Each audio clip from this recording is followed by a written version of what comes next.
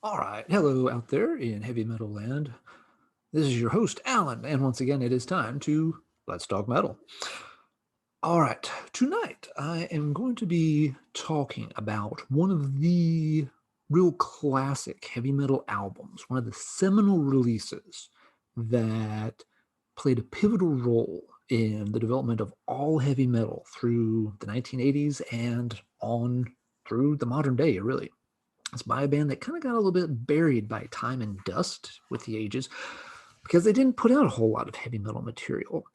But their place in the history books of heavy metal is very well deserved. It's also an album where there's a lot of confusion regarding the early pressings of the album. And I want to hopefully show you some stuff here today that'll help clear it up in case it's an album that you're interested in and you ever want to track down one of the old vinyl copies of it.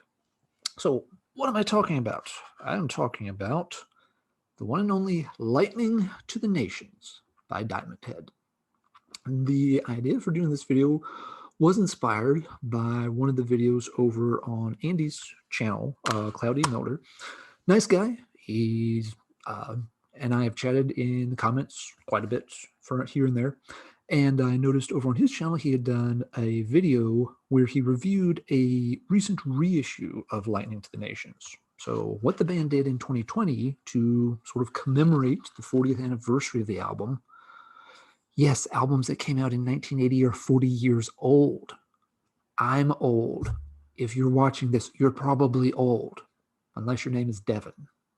You know who you are. But yeah, to commemorate the 40th anniversary, the current lineup of Diamond Head, which is a band that's still going, obviously a very different lineup, but they did their own version of Lightning to the Nations, which was kind of a cool concept, rather than just reissuing the old version with bonus tracks or remastered sound or whatever. The current lineup actually just remade the album themselves. So kind of a neat concept. I had not heard about it until I saw Andy's video. So I was like, hey, that's really cool. And in chatting with him, about his video, even there we got a little mixed up about some of the old pressings and versions because the record has been reissued many, many times. But it's the early pressings that really will trip people up. So again, just to really emphasize, as sort of a historical note, the importance of this album. It's one of the absolute finest pieces of new wave of British heavy metal. Came out, right when the scene was hitting its peak in 1980. It features one of the best groups of musicians, just in terms of musical ability. Brian Tatler, Sean Hallis, and company. These guys are as good as anybody that came out of the British scene at that time. Sean Harris, you're hard pressed to pick anybody else who was a better vocalist, not named Bruce Dickinson, who came out of the new wave of British heavy metal movement. These guys had serious musical chops. Famously, of course, they were a big favorite of Lars Ulrich. But Lars and company didn't just cover some Diamond Head songs over time. Lars actually, followed Diamond Head around on one of their European tours in the very early 1980s. So that when Lars ended up in Los Angeles talking to folks like a young Brian Slagel, this was Lars's experience. If there's no Diamond Head, Lars doesn't go follow them around on tour. If Lars doesn't follow Diamond Head around on tour, Metallica maybe never comes to be a real musical entity. If Metallica never becomes a musical entity, heavy metal in the 1980s doesn't develop the way we know it. There's also no Black Album, and I would be okay with that, but no heavy metal, no Black Album. Okay, yeah, it's still a good thing. If things worked out the right way, even if we have to put up with hearing Wherever I May Roam every time you turn on FM radio. Not my favorite Metallica song, but I'm getting off track. So, yeah, basically, the heavy metal world owes a huge debt to Diamond Head and to that Lightning to the Nations album. But right away, whether it should be called an album or not is a bit open to debate. The band famously never really considered it their debut album. The set of recordings was done as a demo that was to be shopped around to record labels to try to get them a record deal. 1980, even then, vinyl demos were kind of a weird thing, you gotta think. But nevertheless, that's how the band approached things. Now, fast forwarding a little bit, yes, it eventually did work out. The band got signed to MCA Records. They put out a couple of albums on, a huge record label. But, the later albums, the first one they officially did for MCA, Living on Borrowed Time, the follow-up album, Canterbury, the band was sort of rapidly drifting away from the heavier end of the spectrum by that point.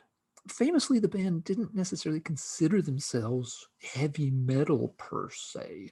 They very much saw themselves more as the natural successors to Led Zeppelin. It's like, okay, Led Zeppelin's done here at the end of the 70s. We're going to pick up that torch and kind of carry that into the early 1980s. They didn't necessarily see themselves as, true head-banging maniacs. But nevertheless, they made a heavy metal classic Enlightened to the Nations. But the later material, again, goes in other directions and never really been embraced by a huge number of heavy metal fans. So for most folks, it's really just that first album / demo, and a few of the other tracks that they had on compilations and singles here and there that are their real legacy to heavy metal. So they made this vinyl demo and sent it out. It's famously known as the White Album for having a plain white cover, but there's some multiple versions to the album. What most people are familiar with is a reissue that looks kind of like this. We've got this picture of a map that's burning on it. Other reissues have used different, cover artwork. This is kind of the iconic one, and it's the cover most people think is the original. But again, the first pressings on vinyl weren't like that. They were just a plain white cover. Let me show you an example. So here's a cover from the original pressing. And yes, there is nothing on the front of it except a signature. There's nothing on the back of it. It is a plain white cover. The deal with these is that, the copies that weren't getting sent out to record companies and magazines and stuff, you could order from the band, and whichever band members happened to be packing up records to send out and answer the orders at that time, would always sign the covers. So you'll see variations where it may have anywhere from 0 signatures, I guess everybody was in a hurry that day, to having, all the band signatures on it. This particular one just has the one signature, which to see, it's Colin Kimberly's signature. I'm holding it upside down. There you go. So that's what the cover looks like. And this is what the album should look like. The album just has plain white labels as well. There's absolutely nothing on either side. There's no band name. There are no song names. There's no label or publishing info anywhere on this thing. It's as nondescript as it can be. This is the original pressing of that album / demo. It is the first batch that the band made up and sent out. All right. Number's always been cited pretty firmly as 1,000 copies of this were made. Turned out 1,000 copies didn't quite meet demand. It's a fantastic album. If you're not familiar with it, you really ought to check it out. If there's a criticism, yes, some of the songs go on a bit long, but they're really good songs for the most part. So yeah, you can't complain too much. Now, because demand ended up being higher than expected, the band did another batch of 1,000 copies in a similar fashion, but there's an important difference. All right, so here's another cover from another copy. The covers, there's no difference. It is, again, just a plain white cover. There's no info on the front, no info on the back, and maybe you got some band signatures added to it. This one actually has the full lineup. You've got Sean Hallis, Brian Tatler, Colin, and company. So everybody is signed on here. Cool. The difference is on the labels, okay? This is what copies in that second batch of 1,000 will look like. It's not a plain white label this time. It actually has the little logo there from, what is it, Happy Face Records, and the little diamond emblem. And this time it's got a band name and an album title and track listings and all that stuff that you typically see on the label of a record album. So you can think of this as like, the second pressing. It was done very soon after the first pressing. To my knowledge, both pressings, this still was done in 1980, along the same time the first pressing was. So that version is also often referred to as the White Album. And that's where a lot of the confusion will come in, because you'll see people list for sale claiming they have, an original copy of Diamond Head's The White Album, but it's not always clear unless there's a picture of the labels present. You're not really sure if they've got the original plain white label copy, or if they've got that second pressing with the printed labels on it. So you have to be real careful about that. And again, that has caused issues, and I'll give you an example. I was manic to get a copy of Lightning to the Nations when I first got into new wave of British heavy metal. I'd heard a couple of Diamond Head tracks, compilations. I heard the Metallica cover of Am I Evil, and so wanted a copy of that album. And in early 1990s USA, you could not find that album anywhere. So eventually, years later, let me tell you a story. This would have been around 1999. On eBay, somebody had a copy. I believe they were in Holland, Denmark, somewhere in that section of Europe. And they had a copy listed for sale, Diamond Head, White Album. By that time, I had gotten, a cheap reissue from Metal Blade of it. So I knew what the album sounded like, but I wanted an original. And I emailed the guy very specifically and asked him, is this the copy with the plain white labels and everything? And he wrote back, like, yes, absolutely it is. And again, this is kind of early eBay. A lot of auctions didn't have pictures and stuff back then. So I bid on it, and I did win it. And that's not a fair amount of money to some dude in, again, Holland or thereabouts. Got the record in a reasonable amount of time and opened it up and immediately said, son of a bitch, because it was this version. It wasn't this copy, but it was like this. So I was like, well, hell. It worked out okay.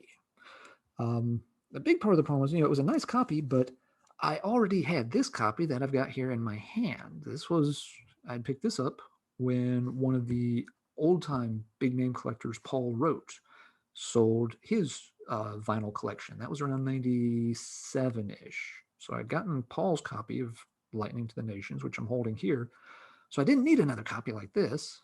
And so for a time there, I actually had 2 copies of this second pressing. I wrote the guy, explained the problem, and he wrote back. He was very nice, but he's like, oh crap, I'm sorry. I had no idea there were 2 different versions.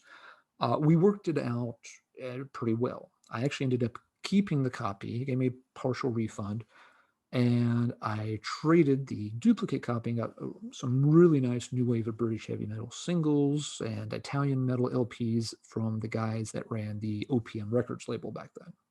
So yeah, having an extra copy it turned out to be a good thing, but it meant I still didn't have the actual original copy.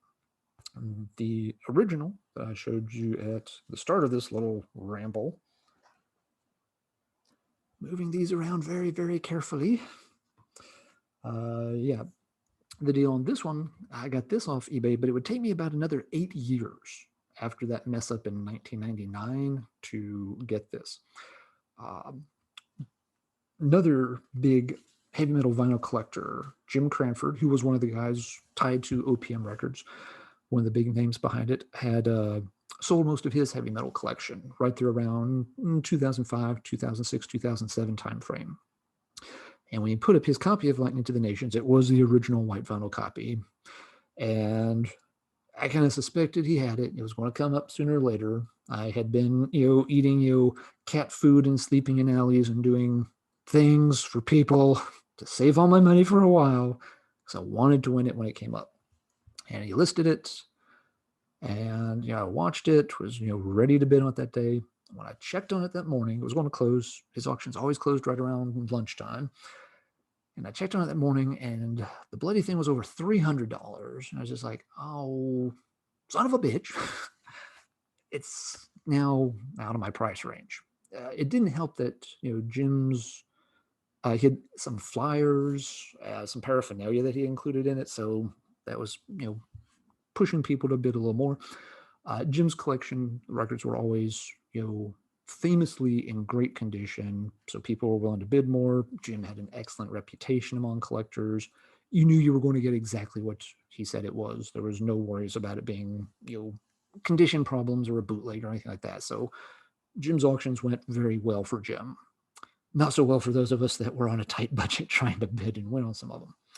So hopes were dashed. Wasn't going to be able to win it, but did want to see what it brought. So I checked back later, and rather than going to my saved auctions, I just typed, Diamond Head Lightning Nations in the search bar and clicked on it to pull up the auction that way. And I saw it, but I also saw another copy listed.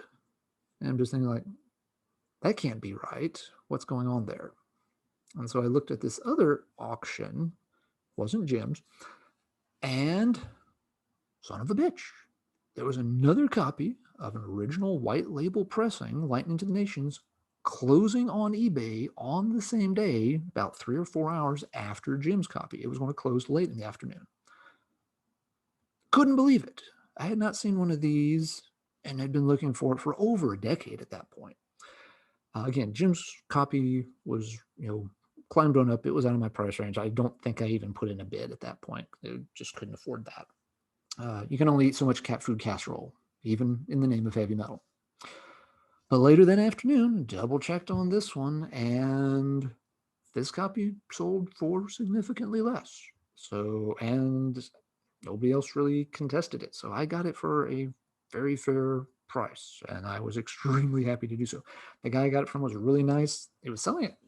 Basically, it sounded like through some kind of charity or goodwill kind of organization in the UK, where a lot of, they were selling all this stuff, but all the money went to, like help orphans or something. I'm not making that up. That it literally was, part of like clearing out all these records and just giving the money to charity and stuff. So he's a nice guy. We chatted about the record. He had sent, confirmation that yes, it is the real white vinyl copy. And he kind of was like, no, I know what you're talking about. This is the original deal.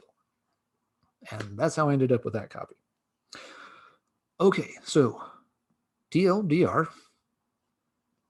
The original has plain white labels. The second pressing does not. It has printing on the labels. Those aren't the only two pressings. Not quite done here. The map cover I showed you on this little CD reissue earlier. This was put on vinyl back then too. Right here it is. And again, this is the version most people were familiar with for a long time. As you can imagine, those white album versions kind of disappeared into the woodwork pretty rapidly back then. And this was the copy that most people had a chance, a better chance at getting with that pretty famous artwork. This was put out on Wolf Records, which I'm pretty sure was a German label. And there was always some contention around this, that the band claimed the label did not have all the rights to actually release this. And so that this is kind of sort of technically a bootleg, depending on who you ask. I've always kind of considered it unofficial, that they didn't really have permission to release it. But yeah, this is the copy that got much wider distribution and circulation. So whether it was official or not, this was the only version most people could obtain for a very long time. And just for completion, there's what the labels on the Wolf Record version look like with their logo intact. Still sounds pretty much the same. Still has all the songs on it. That's the version that was in widest distribution until the album started getting some reissues in the 1990s. So yeah, there's plenty of ways to check out the album these days. You don't have to, do what I did and spend an insane number of years trying to get the originals on eBay. Get a nice reissue. This one here is a particularly nice one, in my opinion. This was on a little label that did several reissues. Let me check. Of course, I'm drawing a blank on the name now. High Voltage Records. High Voltage label did a bunch of reissues. And these came out, I believe, more like late 90s into the early 2000s is when I was picking some of these up. They tended to have very nice packaging. Reissues at the time often, could be pretty cheaply done, but this one had, tons of pictures in the booklet, information. They always included as many bonus tracks as they could fit onto the disc. So this has not only the Lightning to the Nations album, but songs from a lot of their early singles and EPs and stuff. So a very nice pile of the early Diamond Head things. Usually with the High Voltage reissues, you couldn't go wrong. They also did the early Tokyo Blade albums, and even did a version of the second Tokyo Blade album with the original vocalist on it, which never got officially reissued because actually never issued, period. The band had switched vocalists during recording, and they just scrapped the original and redid the album with their new vocalist, Vic Wright. And so Alan's vocals never got on any release until High Voltage dug up both versions of Tokyo Blade and put it out that way. So kind of cool. But yeah, lots of other reissue versions are available too. I don't think this one is particularly expensive, but if it is, hey, you can pick up some other one. So that's the deal on the Diamond Head Lightning to the Nations pressings. So the record has been set straight. Hopefully that'll help a few of you out there in collector land. If you ever go to look for this, be real careful. Ask for pictures. Get some confirmation about which of those early versions you are going to obtain if you're ordering it. All right. Let's talk Diamond Head in the comments down below. Which version of the album do you have? What are your favorite tracks from it?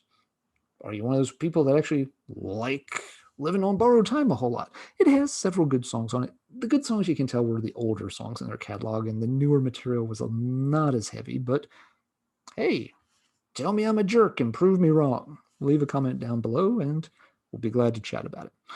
And I believe that's going to wrap things up here. Until next time, everybody stay safe, take care, and keep banging your head.